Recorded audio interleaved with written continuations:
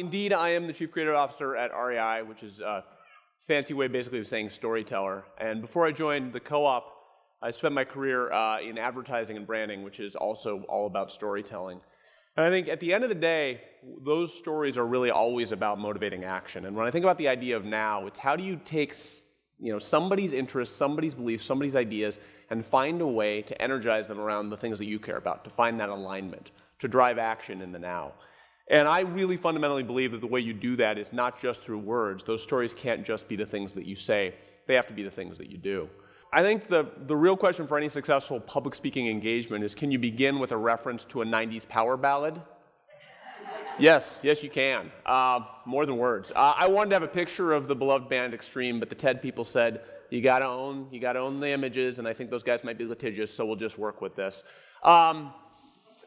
Again, we talk a lot about the idea of brand, we talk about the idea of motivational communication, all those things. The problem is when we start to talk about those things, we tend to use business words. So I like to take, when we think about this idea of action driving people to do something in the now, stories driving people to do something in the now, I like to get out of the world of branding. So I'm going to take us to a different place, which is Copenhagen. And again, I didn't have a picture of Copenhagen I own, so this is a free rights picture of New York, but just go with me on this for a minute, okay? So if you've been to Copenhagen, it doesn't look anything like this. It's a beautiful place with lots of bikes and smiling blonde people, and they're all over the place. And the bikes are the thing that a lot of people talk about when they get back. My sister and her family used to live there, and we had the privilege of spending a few weeks there a few years ago, and kind of came back and just said, everything works there. Why does it work? Well, it actually didn't always work. Coming out of World War II, they did the same thing a lot of cities did, which was add infrastructure for cars, which meant a crowded, noisy, polluted city. So they said, you know what we're going to do? We're going to build bike paths. We're going to get people onto bikes by building bike paths. So they built this incredible network of bike paths, not just through the city, but into the region that surrounded it. And you know what? Nothing changed at all. Nobody got on those bike paths. Nobody got out of their cars. Nobody did anything. And the reason was they hadn't really asked the big question, what do we really want? Do we really want people on bike paths, or is the problem that we're trying to solve something different? And so what they did is they stepped back and said, we want a human-scale livable city. Now, if I tell you, I want you to give me your car, stop driving it and get on a bike path, you're going to tell me all the reasons you're not going to do it. If instead we engage in a conversation about the quality of life in a city, we may not agree on what the outcome is, we may not agree on the way to get there, but we're in a dialogue about what that means. And the lesson for brands especially is to focus on your goal, not on your method, but on your real goal. We spend so much time focusing on the method. And when we're trying to drive action in the now, whether we're teaching, whether we're talking as a brand, whether we're talking about politics, we focus on the method and we lose sight of the goal. And we lose sight of making the goal relevant for not just you, but to the person you're talking to. Once you have that goal, you have to double down on it. You have to think about both push and pull. And this is a challenging thing to do too, because we get really excited about the carrot, and we really sometimes forget that you need to use the stick too. So what did they do in Copenhagen? They made driving suck. I mean, they really, really did. They had all those bike paths, and they said, we got to get people on them, and we're having a dialogue about human-scale livable city. Now how are we going to get them out of the cars? They made driving pretty miserable. So they eliminated car lanes. They made parking really expensive, like $50 a day to park in the city expensive. They had fewer parking spots. I love this. 2% of the parking spots every year just disappear. They don't ask anybody. They don't tell anybody. You go to sleep. You wake up. There's 2 parking spots where there were 3, and you can't quite remember why. They time the lights for cyclists instead of cars. They call it the green wave. You ride your bike through the city. You get through in about 20 minutes. You drive your car. You get through in about 55 minutes. And you sit at those stoplights watching people go by on bikes. People can drink on the bikes, so you feel even worse about your bike choices. Incredible tolls coming into the city. Again, $40 or $50 equivalent at peak rush hour times of the day. Some streets that were really, really popular for cars are now no longer open for cars. And then they tax the hell out of cars as well. So a lot of punitive measures. And you're kind of thinking, wow, that sounds terrible. But don't forget, they had all those bike paths. They had a solution built in. They'd framed a conversation, they built the solution, and then they pushed people toward it with some definitive action. Hard to do, but when you do it in a coordinated way, things start to work. So we'll come back to Copenhagen because there are other examples of this, and there are other places where this works really well. But the lesson of Copenhagen, I think the lesson of organizations that do this well, is true relevance. I have to make what matters to me matter to you, and I can't trick you into it. If I trick you into it, you might do it for a day, you might do it for a week, but you'll stop doing it and you'll resent me for getting you there. I have to make it relevant for you in a way that is based on empathy. I have to understand what matters to you, and I have to find a way to align the things that we want toward a larger shared goal. That means that what you believe is just as important as what you don't believe. And again, really easy to talk about what we love and what we're for and what we believe. Sometimes it's hard to find that foil. Sometimes it's hard to find that tension to push against. But it's vital. Because if you try to be something for everyone, you end up being nothing for anyone. And I think that there are countless examples, especially in my world of branding, of people who do this, that come out and say, we're for whatever you're for. Really? Are you? Do you even know what I'm for? I mean, I'm for some terrible things. Are you sure that you support those things? So you got to be careful about this, and you got to be able to take a stand. So you know who's really good at this? The acrimonious, terrible, divided, polar world that is politics. They're really good at saying that the other guy is wrong. They're so good at saying it that oftentimes I will vote against my best interests just so that the other guy isn't right. So is this the best case example of us that are most noble? No, it's a really effective way to say, what am I for? What am I against? How do I align our values? How am I empathetic to what you need? And then how do I ignore all of that and basically get you to focus on the issue that I care about? So politics is a place that it works in a big way. The other place that works in a big way, though, is branding. And I think an organization that's done it maybe in some ways better than anybody over the last couple of decades is Apple.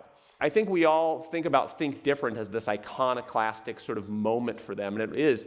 But when Apple launched Think Different as a brand position, they had less than 3% of the total PC market in the US. And there was no iTunes, there was no iPod, there was no iMovie, there was none of that stuff, right? What there was a company getting its rear end kicked. And instead of deciding to, let's out-desktop business solution all the people who are doing it well, they took a different perspective and said, technology is a tool, and it's a tool to unleash the creativity inside of you. So they said, think different, and they said, you're a lot like Ernest Hemingway and Mahatma Gandhi, and you remind me a lot of Pablo Picasso, and they thought different, and you can do the same. And yes, grammatically it should be think differently, but that's not as catchy, so let's just forgive that.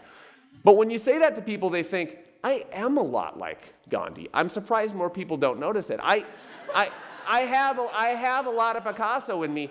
And you're right, I don't need another gray, beige, grayish computer. What I need is this tool to unleash the magic that I'm so glad Steve Jobs found inside of me. Now, everybody does the same thing, and they basically edit their vacation photos into one-minute movie and never do anything again other than email on the computer, but that doesn't matter. It was a tool to unleash my creativity. Empathy, understanding what I care about, true relevance, building a solution for me. I think we're trying to do this at REI as well. And based on this idea of a life well lived, a life outdoors is a life well lived.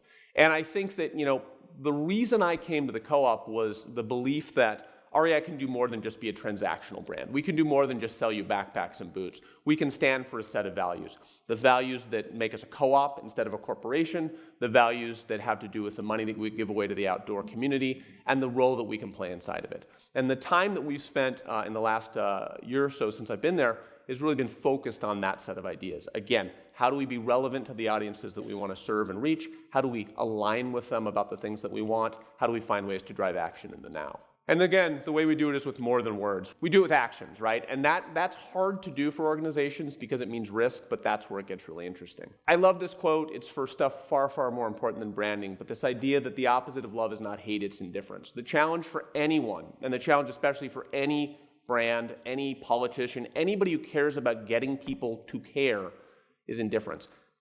People not liking you is not the challenge. If people hate you, you're in great shape because that means there's probably a group of people who love you just as strongly and there's a back and forth dialogue that you get to benefit from. Indifference is the enemy here. And I think indifference is the thing that is increasingly hard to cut through in a world where we're constantly bombarded by a billion different messages, very few of which matter to us, and we start to tune it all out. So the question is, can you do something that can't be tuned out? Can you do something that makes people stand up and take notice? And when you do, are you ready to have the dialogue that follows? Action's hard to do. It means, like I said, it means risk, it means choice, it means I'm willing to stand against something. And again, for brands, that's an especially hard thing to do because you say, well, all those potential people who want to spend their money with us, if we take a stand against something that they don't like, they're not going to do it. Well, here's the news flash. They're not going to do it anyway. They're going to be indifferent to you. So how do you catalyze and how do you really energize the people who are ready to be lined up with you? It means risk, And in our case, it meant a big risk. So what we did last October was announce that we were closing down our stores on Black Friday, which was a, go ahead and applaud. It was I mean, come on. It was not the most important thing that's ever happened in the world, but it was a pretty exciting thing that happened in retail. And the more exciting thing was the reason that we did it, which was a conversation to say, what do we want to do for our people during this period of time? Not what do we want to do for consumers, but what's the right thing to do for the people who work at REI, for the 12,000 people who are a part of the co-op. And we started to think about Thanksgiving, we started to think about the day after, and we started to think about for people in retail, we're a great company in that we've got a lot of people who've worked for us for 30, 40 years. We've got people who've been managing stores for decades, which means they've literally never had the day after Thanksgiving to do anything other than stress out, get in there, and sell things. It's not who we are. I don't believe it's who our core customers are, who our core members are. And we decided to try to find out, and we took a chance. So we sent out an email on October 27th with the somewhat provocative subject line, REI is closing, which people got excited about. This one said Black Friday, but the actual one I think said closing. You have to be willing to go all in. I mean, you have to be willing to say, I'm going to take an action that people have to take notice of, and it can't feel like a compromise, and it can't feel soft. It's got to be big. And people, when it is, people are ready to engage. That's where things get really interesting, and I think that's where things get you into a space where suddenly, again, you're in a rich dialogue, and you're actually starting to talk about things that matter. And the dialogue that we got into was about a lot more than the selling of things. By the end, we had 1.5 million people declare online that they were going to opt outside on Black Friday, that they were going to not go into stores, but instead they were going to take their family, their friends, the people they loved into the places that they loved. Some of those people climbed a mountain. Some of those people just took their dog for a walk. We were pretty excited that anybody did anything at all, to be quite honest with you. And by the end, a lot of people had done a lot of things. By the very end, we got to 7 billion media impressions, which I thought sounded like a great number. And then somebody explained to me, that's the same as being on the front page of the New York Times every day for 8 straight years. And I thought, well, that's even more exciting. Now I feel even better about that. And the conversation that happened as a result of that type of exposure was a big deal. Tons of coverage. That stat's right up there. You know, we were featured on the Today Show for 25 Days series. That's the same equivalency. 1 billion social media impressions. Again, the numbers are part of it. The bigger part of it was a lot of other organizations decided to stand with us, other brands, but state park systems, national parks, they opened up for free. And they all kind of united around the idea of how can we get more people outside? Then there started to be a conversation about consumerism gone amok. Started to be a conversation around REI, how are you paying your people? Our CEO made the bold choice of going on Reddit, and some former employees said, you guys aren't doing a very good job. We were happy to have the conversation and change the policy that people were unhappy about. We got ourselves into a set of conversations that we never probably imagined or intended. But by taking a bold action, motivating people to do something in the now, we found ourselves in the midst of something that was pretty exciting and energizing. And again, real business results, but I think bigger and more important societal implications for us and the role that we can play there. So let's go back to Copenhagen, because it's a peaceful, lovely place, right? Today, more than half of all trips are done on bikes. 70% increase in total bike trips, a 60% decline in serious injuries, which again, you can drink while you're riding a bike, so that's an incredible stat. It's really good. Highest per capita bike usage in the world, and only 17% of households now own cars, which is a tremendous change, right, in a really short period of time, in a matter of decades, really, which was pretty massive.